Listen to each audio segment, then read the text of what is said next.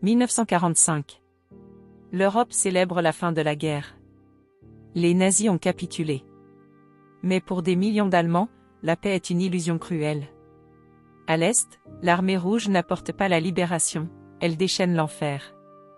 Viols collectifs, tortures, pillages, exécutions sommaires, derrière les récits officiels de la victoire, un autre chapitre s'écrit dans le sang et les larmes. Ce n'est pas un simple débordement d'une armée épuisée. C'est une vengeance méthodique, encouragée en coulisses par un régime totalitaire. Ouvrons les archives, les journaux intimes, les témoignages, ce que vous allez entendre a été longtemps tu. Le viol comme arme de guerre. Le chiffre est effrayant, entre 2 et 3 millions de femmes allemandes ont été violées par des soldats soviétiques entre 1944 et 1947, selon l'historienne Myriam Gebhardt dans son ouvrage Quand les soldats sont venus, la face cachée des libérateurs. À Berlin, les églises, les hôpitaux, les abris anti-aériens se transforment en scènes de cauchemar. Dans son journal intime publié après la guerre sous le titre Une femme à Berlin, une Allemande anonyme raconte avoir été violée, plusieurs fois par jour, par des soldats différents. Pour se protéger, certaines femmes se choisissaient un protecteur soviétique, un officier qui les violait mais les réservait aux autres. Dans la petite ville de Demmin, en Poméranie, plus de 1000 civils se suicident en masse à l'arrivée des troupes soviétiques le 1er mai 1945. Des familles entières se jettent dans la rivière Pin. La cause ? La peur panique des viols et des représailles. Les témoignages locaux et les archives de la RDA confirment cet épisode tragique. À Mettgetten, un faubourg de Königsberg, aujourd'hui Kaliningrad, des femmes violées ont été retrouvées mortes, les seins coupés, selon les rapports d'enquête recueillis par l'historien Anthony Bévor, dans la chute de Berlin 1945. À Nemmersdorf, en Prusse-Orientale, les troupes soviétiques entrent dans ce village en octobre 1944. Des civils allemands qui n'avaient pas fui y sont massacrés. Des femmes violées puis écrasées sous des chars, des enfants rempalés sur des pics, des vieillards abattus dans leur lit. Le massacre est d'abord dénoncé par les nazis pour mobiliser la population, mais les archives américaines et les rapports du Comité international de la Croix-Rouge ont confirmé la réalité de cette horreur. Dans certains villages de Silésie, les soviétiques obligeaient les civils à défiler devant les cadavres de leurs voisins fusillés, parfois pour un simple soupçon de collaboration avec les nazis, ou pour avoir parlé russe sans assez de respect. À Neubrandenburg, 100 femmes sont retrouvées mortes dans les ruines d'un immeuble, après avoir été violées collectivement, puis enfermées à l'intérieur. L'armée soviétique avait mis le feu au bâtiment, pensant qu'il abritait des francs-tireurs.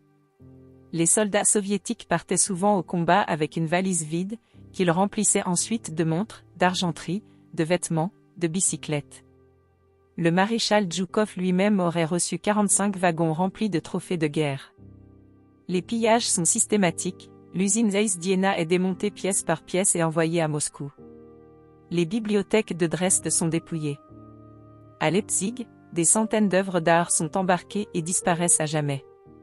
Quant aux hommes allemands âgés de 15 à 50 ans, beaucoup sont raflés au hasard dans les rues et envoyés vers l'URSS. Des dizaines de milliers ne reviendront jamais. Selon les travaux de Norman Neymark, entre 1 et 2 millions d'Allemands ont été envoyés en camp de travail forcé en Union soviétique après la guerre. En zone soviétique, le communisme ne s'impose pas par les urnes, mais par la terreur. L'historien Hubert Tucknab a révélé l'ampleur de la répression dans la future RDA. Les opposants sont arrêtés, parfois enterrés vivants ou exécutés dans des caves sans jugement. Dès 1946, plus de 100 000 Allemands sont internés dans les camps de la zone spéciale, ancêtres des prisons politiques de la RDA. Des enfants sont envoyés en camp pour avoir chanté des chansons américaines. Des paysans sont déportés pour avoir refusé la collectivisation. Les méthodes soviétiques, surveillance, torture psychologique, chantage, sont directement reprises par la Stasi, l'une des polices politiques les plus efficaces et terrifiantes du XXe siècle.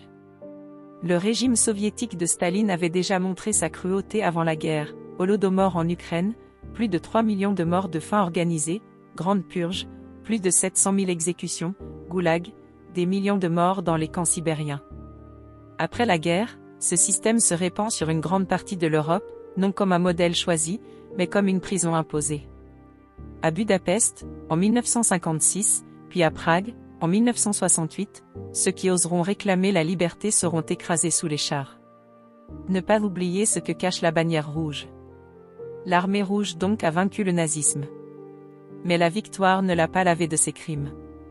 Les millions de viols, les massacres de civils, les pillages et les déportations montrent une autre réalité, celle d'un totalitarisme rouge qui s'est installé par la peur et le sang. Il ne s'agit pas de réhabiliter l'Allemagne nazie, mais de refuser l'oubli sélectif.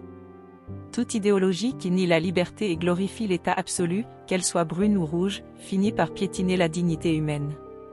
Si cette vidéo vous a interpellé, merci de bien vouloir liker et vous abonner. Ensemble, continuons à explorer l'histoire sans filtre, avec rigueur, courage et respect pour la vérité.